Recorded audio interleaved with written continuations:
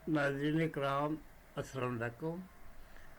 आज मैं एक ऐसा केस लाया हूँ आपके पास जो अदालती कार्रवाई और सज़ा तक पहुँचने में जो मदद मिलती है, ख़ास तौर पर उस वक्त जब मौके का गवाह स्टार विटनेस वो हो ही नहीं मुकदमे में, तो वो फिर सर्कमस्टांशियल एविडेंस में भी सज़ाए मौत मुल्ज़म को इन हालात में लागू की जा सकती है, जैसे आगे मैं बताऊंगा।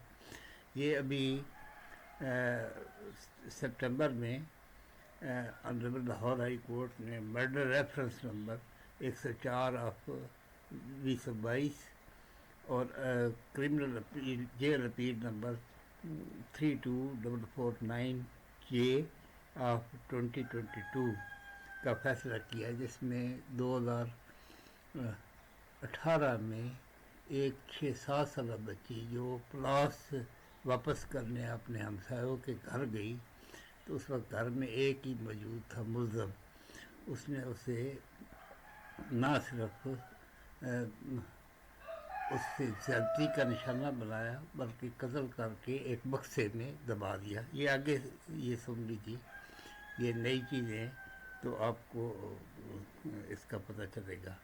और अदालत ने अपने रिमार्क्स में लिखा कि ये 6-7 साल बच्ची और 32 साल मुल्ज़म और 6-7 साल बच्ची के तो ये गुड़ियों से खेलने के दिन थे, तो इतना कोर्ट को भी बड़ी डिस्टर्बेंस होती है। ये नहीं कि नहीं होती, लेकिन इन दरिंदों का क्या करे बंदा।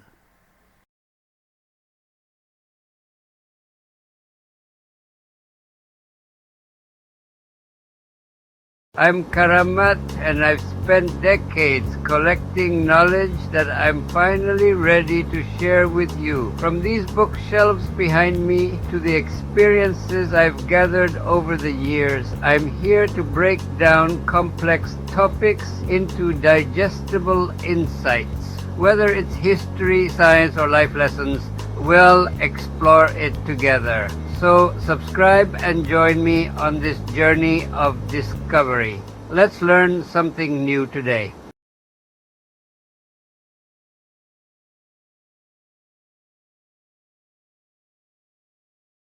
आज हम लाहौर हाई कोर्ट के एक बहुत ही अहम फैसले पर बात करने वाले हैं। एक ऐसा फैसला जो वाकई माशरे के ज़मीर को झंझोड़ कर रख देता है। ये कहानी एक कमसिन बच्ची के साथ हुए एक संगीन जुर्म की है, और उसमें अदालत ने इंसाफ के तकाज़ों को कैसे पूरा किया, आइए समझते हैं। अच्छा, इस केस की संगीनी को समझने के लिए सबसे बेहतर है कि हम वहीं से शुरू करें जहां अदालत ने अपनी बात ख़त्म की।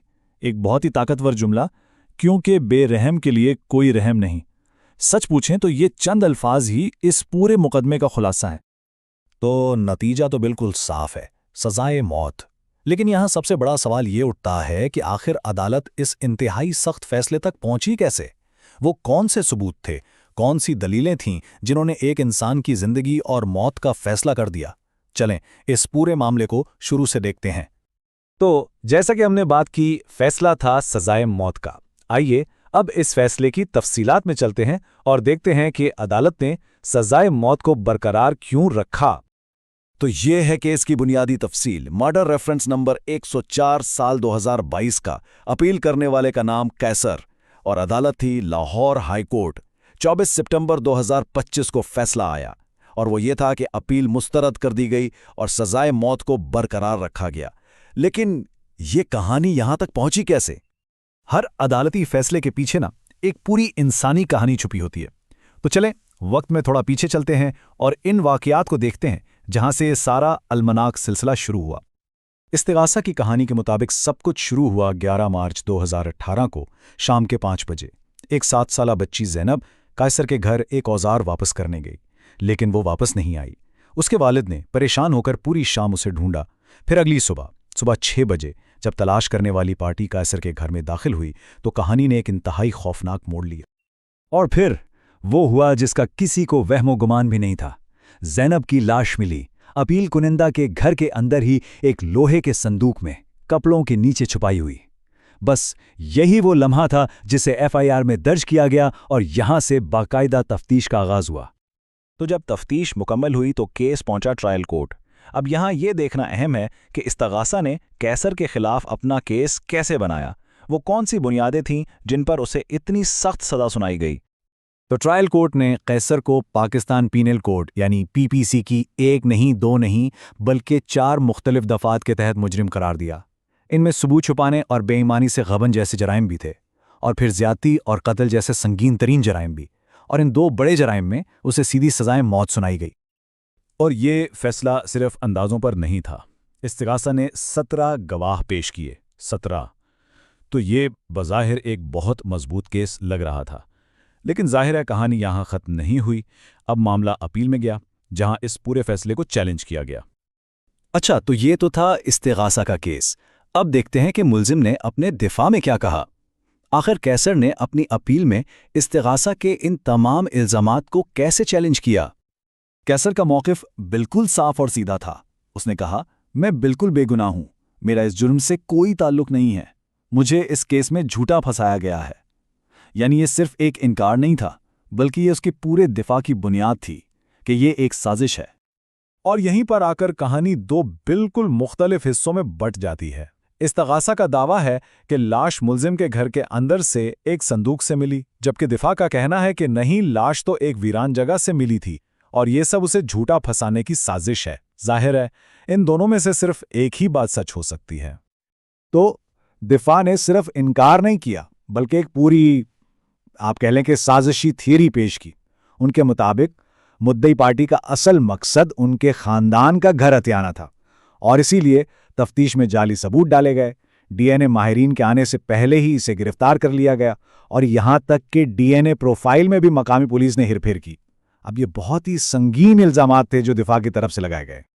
तो अब सूरत हाल ये थी कि अदालत के सामने 2 बिल्कुल अलग, एक दूसरे की जिद कहानियां थीं। अब सवाल ये था कि सच क्या है। तो आइए देखते हैं कि हाई कोर्ट ने सच तक पहुंचने के लिए किस कानूनी उसूल का इस्तेमाल किया, जिसे कहते हैं शवाहिद की जंजीर। तो ये हालात से मुताल्लिक शवाहिद यानी सर्कमस्टेंशियल एविडेंस होता क्या है? देखें, आसान अल्फाज में इसका मतलब ये है कि जुर्म होते हुए किसी ने बराह रास्त नहीं देखा, लेकिन सारे हालात और सबूत एक ही तरफ इशारा कर रहे हों। मिसाल के तौर पर कीचड़ में किसी के कदमों के निशान मिलें, उसी शख्स के हाथ में गीला छाता भी हो और बाहर बारिश भी हो रही हो, तो इन सब टुकड़ों को जोड़कर एक ही नतीजा निकलता है। अदालत ने इसी उसूल को यहां इस्तेमाल किया। तो अदालत ने जंजीर की कड़ियों को एक एक करके जुड़ा। पहली कड़ी, ज़ैनब को आखिरी बार अपील कुनंदा के घर जाते देखा गया। दूसरी कड़ी, उसकी लाश भी वहीं से यानी अपील कुनंदा के घर से ही बरामद हुई। और फिर आई तीसरी और सबसे मजबूत कड़ी, जाए वकुआ से जो शवाहिद मिले उन पर मौजूद डीएनए अपील कुनंदा के डीएनए से मैच कर गया। अदालत के नज़दीक ये जंजीर अब मुकम्मल थी और इसमें कोई टूटा हुआ लिंक नहीं था। और इसी बुनियाद पर अदालत इस नतीजे पर पहुंची कि हालात से मुताल्लिक शवाहिद की ये जंजीर इतनी मुकम्मल और मजबूत है कि ये बगैर किसी शक व शुबे के सिर्फ एक ही शख्स की तरफ इशारा करती है, और वो है अपील कुनंदा। तो जब जुर्म साबित हो गया तो अगला सवाल था सज़ा का। और यहां पर अदालत ने सिर्फ कानून की किताबों को नहीं देखा, बल्कि उसने मुआशरे पर इस जुर्म के असरात को भी मद्देनजर रखा।